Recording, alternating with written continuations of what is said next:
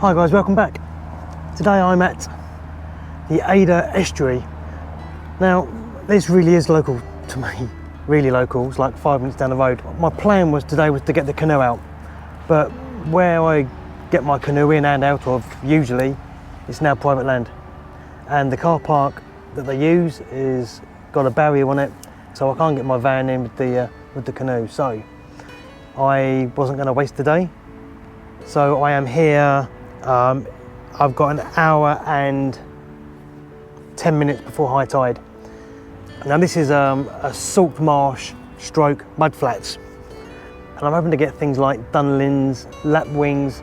We always get oyster catchers here, ring plovers. I'm hoping as the tide rolls in and it'll really begin to fill these mud flats out, that the wildlife that is a bit further downriver on the banks moves over to here.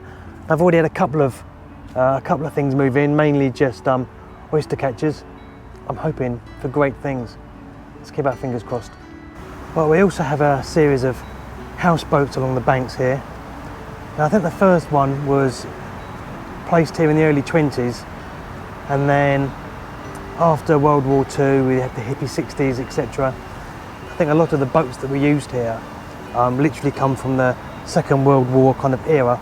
We've got a D-Day British landing craft, we've got a post-war German torpedo boat, a Norwegian Navy flotilla boat, we've got an English World War II power boat, and a few other things as well. Well, the plan for the canoe today was to get like a different perspective on the area. Hold on, we can see the water, how quickly it's moving here. Let me just record that. Right, well, my plan here was to get the canoe out today, just to try and get a different perspective on things. I'll show a little picture of what my plan was and the layout was for it. But alas, I can't get it out here today, so I'm doing the next best thing, as my time was already kind of booked and planned for this trip. So I'm here sat on my arse in the grasses instead. Let's have a look, see what we can find.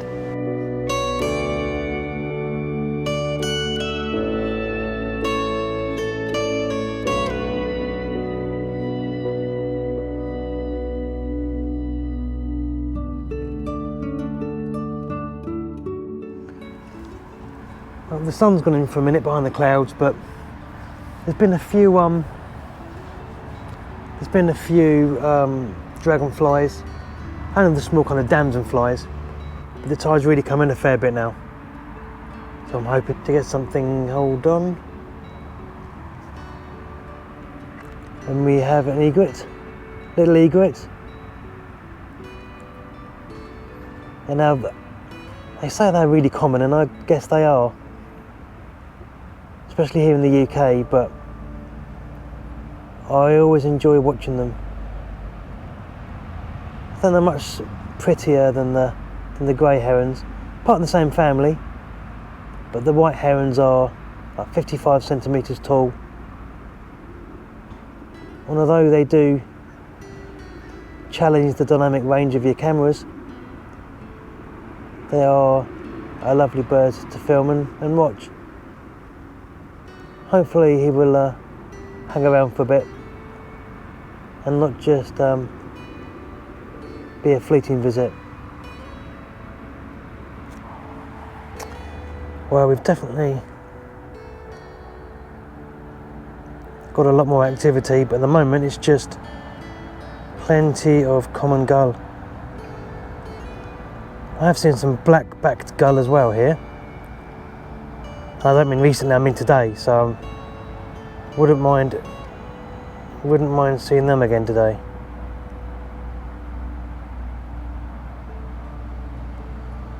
Well, still keeping our eyes peeled. Even just this little spider here, I can keep him in focus.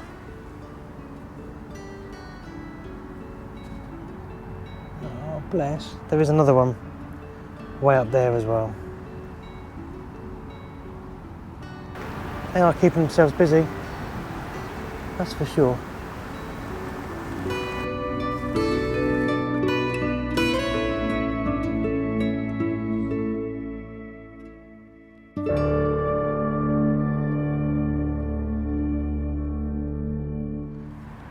but I'm not sure how high the tide gets here.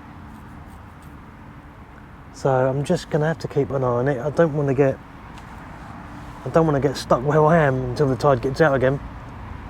Could be here for a good few hours then, which I don't mind, I guess. That's a good point.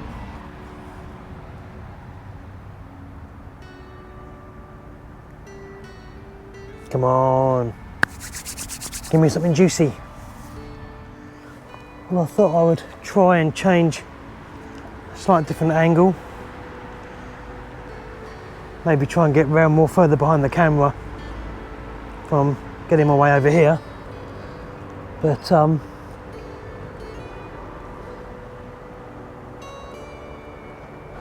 I'm just hoping that we'll get more opportunities around the bank. I'm not sure I'm going to. I think I'm good for another, got to be good for another hour. It's a bit wet underfoot, but I'm not convinced it's going to come up quite this far. Yeah, maybe we'll wander further round. Yeah, let's give that a go. Now I'm surprised that I haven't seen more around these flats today. I thought while the tide was down that I'd see more. Oh, dragonfly. But it seems to be that, I don't know, maybe there's more wildlife as the tide's going out because it's revealing fresh as opposed to sat and dried and baked for a few hours.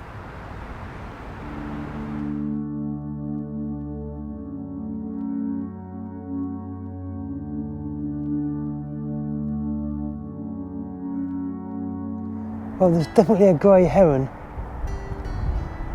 over there on the other side. Right in the middle there's a horizontal line, it's a gap where I keep seeing birds land, and I swear just now I saw a grey heron head poking out. So I'm hoping, optimistically, that I catch him taking off, but we will see. You can just make out his head. There he goes.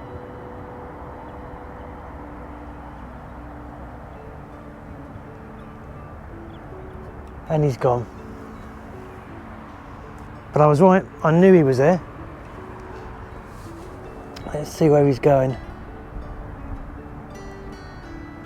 Come on. Come back. Can't see where he's gone. If he's behind that blooming grass mound, that would just be typical. Oh, well, I've had to move around because where I was getting quite boggy. Now we are nearly 20 minutes past high tide now, so I can see that it is just beginning to slowly work its way back out. Now, although I didn't get to get the canoe out on the river, and I have still enjoyed myself, I've still managed to get a couple of pictures, or a bit of video at least, of a little egret and a grey heron. I think tide out is definitely a better idea for the wildlife than tide in. I think, as I said earlier in the video, is that when the tide's on its way out, kind of, I think as Ray Mears puts it, when the tide is low, the table is laid, meaning that when the tide's out, all the little grubs or worms or seafood or fish or whatever it is that the seagulls and egrets and herons want are there.